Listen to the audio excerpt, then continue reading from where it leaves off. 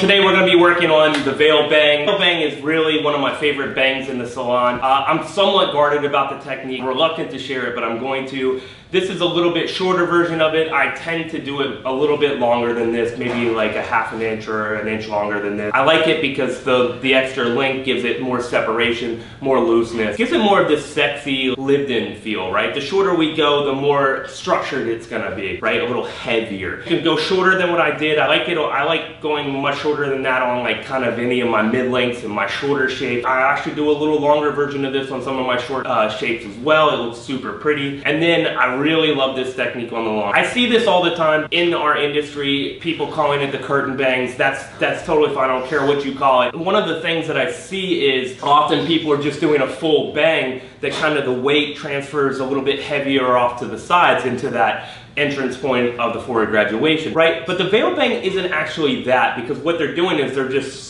styling a full bang and then styling it off to the side, right? That isn't a veil, that isn't a curtain. The curtain is actually cut in. You're gonna do weight transfers in that to get them to push off to the side and remain there. The thing about cutting a full bang and then styling it off to the side is it's always gonna push back to the center. The guest isn't actually gonna be able to get it to style like that. That's basically just for Instagram for the next 40 seconds of that shoot. This is a technique that you can actually use day to day, and the guest will be able to style it like this as they go. Most of my clients come 3 to 4 months, and they'll come in once or twice in between haircuts for a touch up on the Veil Bang. So I love it because we're getting them to upkeep their hair, always looking good. It's not a bang that they can chip into at home. Have to rely on the upscale hairdresser to do that. So let's hop right into this video. I'm super excited to share it with you guys. All right, once we peel off that bang section for the veil, then we're gonna basically pick our points and go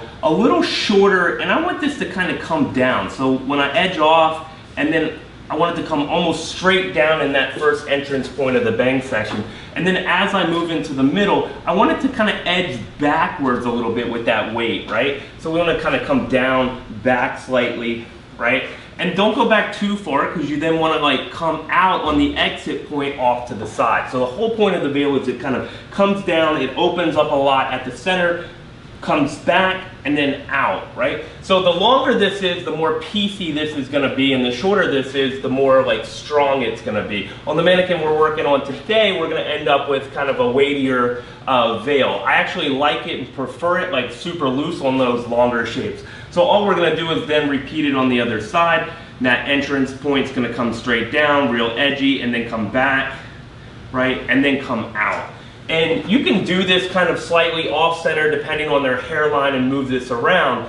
But the simple fact of the matter is, like, you're always going to be somewhat finer in the center, a little heavier in the middle, and then a little weightier on the exterior, mostly relying on that negative space to allow the blend from the exterior of the bang into, or the exit point of the bang, into the entrance point of the forward graduation. So that's going to be one of the heaviest points of the head. It's one of our conflict areas. So we're going to have to like take and manipulate the weight on the interior of that shape on both the bang and the forward graduation to help them blend together and make sense of the bang sections. Always a little piecier and edgier, and I like a little kickiness and like messiness. It's a good technique to use with a razor. I like it a lot with a razor. You really need to understand how to control the razor to do it. The scissors, there's a little more control. It's a little more dangerous actually with the scissors because you're working so closely to the eyes and the eyebrows. You can kind of stab them at pieces if you're not careful enough. I like the razor here with a guard obby. Thinking about your weight transfers, and then once we establish those exterior lines, then we're gonna come in and think about the interior. How much are we layering off? And it's gonna be the same kind of process. The center part of the bang section is basically gonna be where I'm gonna fine through it, I'm gonna piece through it, thinning the hair a touch, and then layering off slightly. If you pull it up from the sides, I'm gonna be layering off slightly so none of this hair here hits the exterior length there, right? Because we don't want to change the length when we layer, but we also don't want every single hair to fall at the length because that's going to make it a little too heavy, a little too flat. So we want a little life to it. That's where we're going to create the life. Then as we move into the middle part of this section, that middle part of the bang section on both sides, we're gonna basically be slicing. So we're gonna transition from thinning to slicing. And then that section is gonna stay a little bit heavier. We're gonna get some separation. We're gonna dust off that weight on the top of the layering pattern that could fall to the exterior again. When we move and transition into the exterior, the exit part of the bangs, we're gonna move into a little negative space, a little more carving. So we're gonna get some of that weight out that will help that hair kind of push off to the side and stay to the side. One of the biggest problems I have day to day in the salon, what I see as a conflict is sometimes we don't remove enough weight out of the bangs of the forward graduation to allow that hair to sit off to the side. So the bangs tend to fall in front of the guest while they're walking down the street 2 weeks later. A good indicator of this is like you see someone in public constantly pushing their bangs off to the side. So you didn't take off enough negative space in the exterior of the bang or the exit point of the bang to allow them to push that hair over and it stay there because that weight's not pushing it back towards the face. So we're gonna get into that today. And then from there, it's a bit of a detailing process. Detailing out, I like it a little bit more edgy on the center and then working my way over visually from the entrance point of the bang and the exit point of the bang. That's it. We're gonna take that bang section, we're gonna peel out everything that could fall over top of the recession area. Anything that's gonna be bangs and not forward graduation. And that really depends on the head. I don't like to mess with it. Whatever could possibly fall there is what comes out. It's not about how heavy or thin I want them or the density of their hair or anything. It has everything to do with shape fall. The hair that's gonna fall there is the hair I'm gonna cut there. Starting around the center, I'm not like a big fan of overly perfect. And then we're just gonna work that shape down a little higher, almost straight down from the center, then kind of slowly coming down but back in the middle. And then we're gonna carve out on the end so we get like a nice weighty connection into that bang. So we want it to come down, down, down, back, back, back, back, and then out like a curtain, right? Like this is why people call them the curtain bangs. I call them the veil bangs because I like the idea. I think it's a little sexier to call it a veil. And then the same thing, kind of back, up and down with the scissors, kind of, I don't want to get too perfect of lines, kind of edging it back and down and down and down, and then carving out into that exit point of the bang that will come into the forward graduation. Miss one little hair there on her cheek. That will give me a nice weighty connection to the side.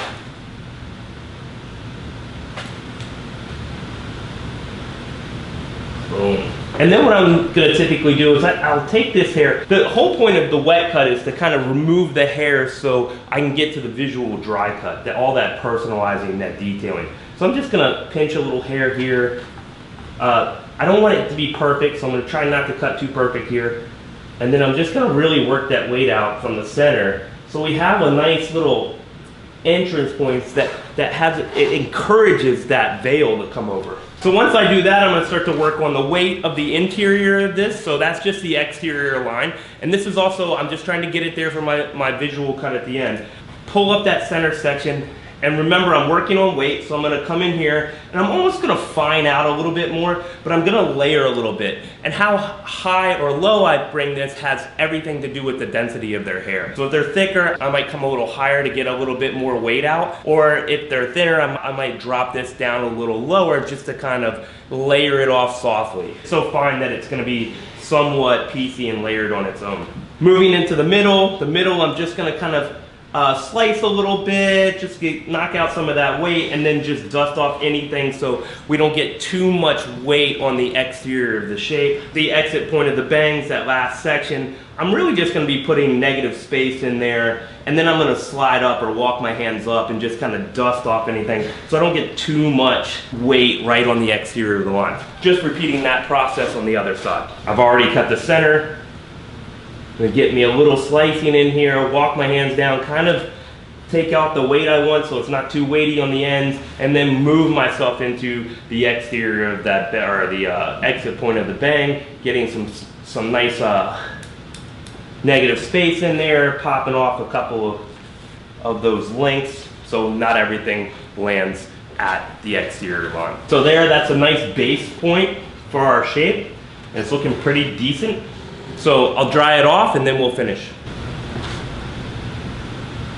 All right, just going in there, and I'm basically just trying to add a lot of separation here. On this mannequin, the hair's getting a little thick right here. This would be a little looser on a little longer shape. I really like it on short shapes to kind of get that hair over. You really want that life, that pieciness. So I'm just going in here and I'm detailing for my eye, adding that separation. Sometimes there's a little thumb, sometimes I'm just kind of up and down layering it. And then carving in that negative space on the edges.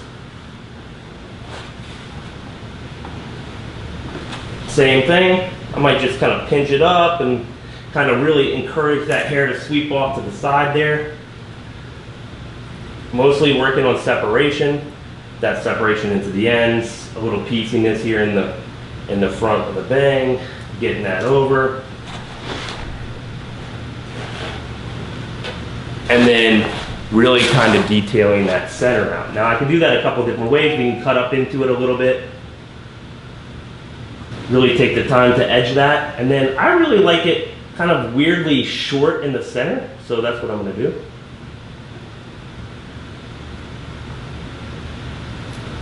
Right? Because once we do that, it'll peel off to the side and get some nice fun stuff in there and kind of help encourage it. And then just a little pop through on the layering, just so it's not too perfect, really. All right, like I'm loving the like pieciness in the center, the weight transfer off to the sides, and then that connection into the bang on the sides there. What I really like about this shape is the shorter you do it, the more full it's gonna feel. And then the longer you do it, you'll kind of get that like drapes feeling, which is what I call the veil, right? And I really like this on much longer shapes, and I really like to drag those bangs down on those longer shapes. And then I like it on those like kind of mullets and shorter shapes. I love it in shorter shapes. We're going real tight in the back and stuff, and then doing these really fun veils on those shapes to give some like life to the front. And the cool thing about veils is you can kind of push them in different directions and you're gonna get different things. You're just gonna have to push it in those directions and then take some negative space out to make it make sense when you throw it around.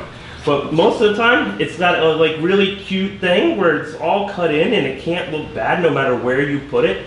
So that's the beauty of the veil, and you can start to really like use their natural texture with that shape and let it do what it's gonna do, and using it for their own natural texture. That's the one beautiful thing about the veil.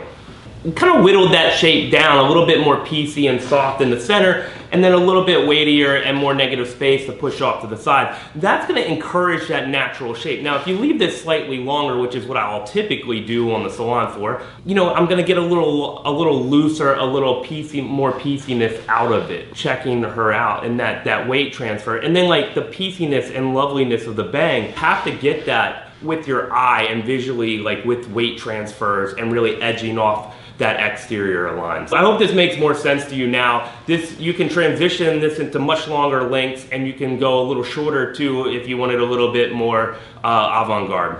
Easy peasy, lemon squeezy.